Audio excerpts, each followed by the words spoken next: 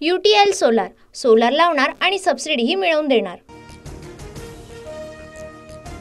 महायुतीच्या बैठकीपूर्वी पंतप्रधान मोदी आणि JP नड्डा यांच्यात बैठक, तर गृहमंत्री अमित शहा भाजपच्या महत्त्वाच्या नेत्यांची बैठक घेणार।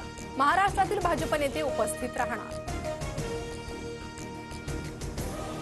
दिल्लीत आज अमित शहांसोबत महायुतीच्या तिन्ही नेत्यांची बैठक, मुख्यमंत्री आणि मंत्रिपदाच्या फॉर्म्युल्यापर्यंत मोठा निर्णय होण्याची शक्यता।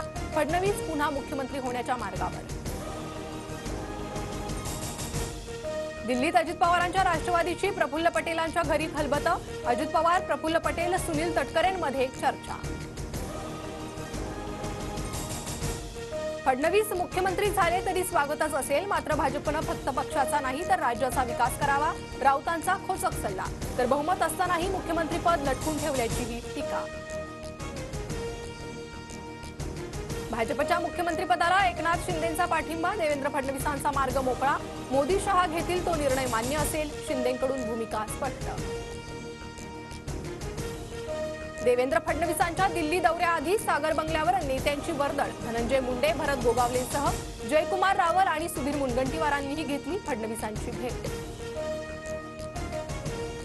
भाजप मुंबई पालिकेवर एकहाती सत्ता मिळवण्यासाठी प्रयत्नशील। मुंबईतील विधानसभेच्या 15 जागा जिंकत भाजपची ताकद वाढली। महापालिकेसाठी 150 नगरसेवकांचं भाजपचं टार्गेट, सूत्रांची माहिती। राज्यातील काँग्रेस नेत्यांची उद्या दिल्लीत खरगेंसोबत बैठक। गटनेता म्हणून नितीन राऊत तर प्रतोद म्हणून अमित देशमुखांच्या नावावर शिक्कामोर्तब होण्याची शक्यता।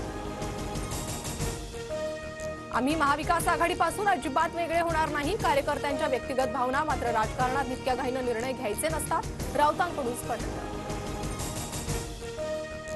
पुण्यात मनसेच्या बैठकीत पराभूत उमेदवारांकडून ईव्हीएमवर संशय व्यक्त। राज ठाकरेंनी सर्वांचं मत ऐकून घेतलं, लवकरच भूमिका मांडणार। ईव्हीएममध्ये गडबड असती तर मलाही 1 लाख मतं मिळायला हवी होती। जरांगेंमुळे मोठ्या वर्गाची मतं मिळाली नाहीत। भुजबळांकडून ईव्हीएमवरील आरोपांना उत्तर देताना जरांगेंवर निशाणा।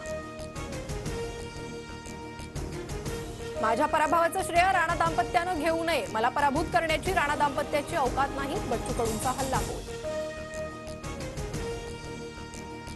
जनतेनं बच्चू कडूंना त्यांची जागा दाखवली आहे। दादा आता कसं वाटतंय म्हणत नवनीत राणांनी कडूंना डिवचलं।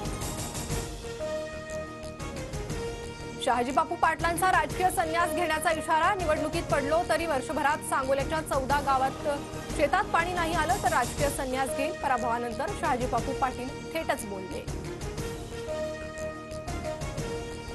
हेलिकॉप्टरनं पुष्पवृष्टी करत संत ज्ञानेश्वर महाराजांच्या 728व्या संजीवनी समाधी सोहळ्याची सांगता।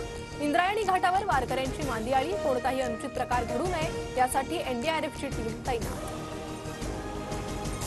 नालासोपाऱ्यात 41 बेकायदा इमारतींवर महापालिकेचा हातोडा। मुंबई उच्च न्यायालयाच्या आदेशानं कार्यवाही सुरू।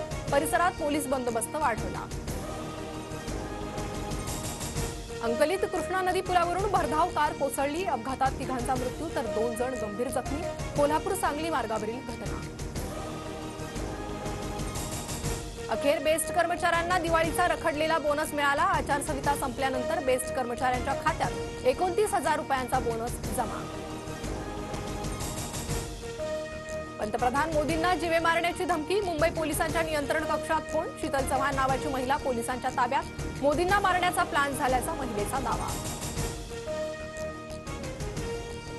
प्रियंका गांधींकडून संविधानाची प्रत हाती घेत खासदारकीची शपथ। राहुल आणि प्रियंका गांधी आता एकत्र लोकसभेत, तर नांदेडचे खासदार रवींद्र चव्हाण यांनीही घेतली शपथ। हेमंत सोरेन यांचा आज शपथविधी। रांचीच्या मोरहाबादी मैदानावर मुख्यमंत्रीपदाची शपथ घेणार। सोरेन चौथ्यांदा झारखंडची धुरा सांभाळणार। UTL सोलार, सोलार लावणार आणि सबसिडीही मिळवून देणार।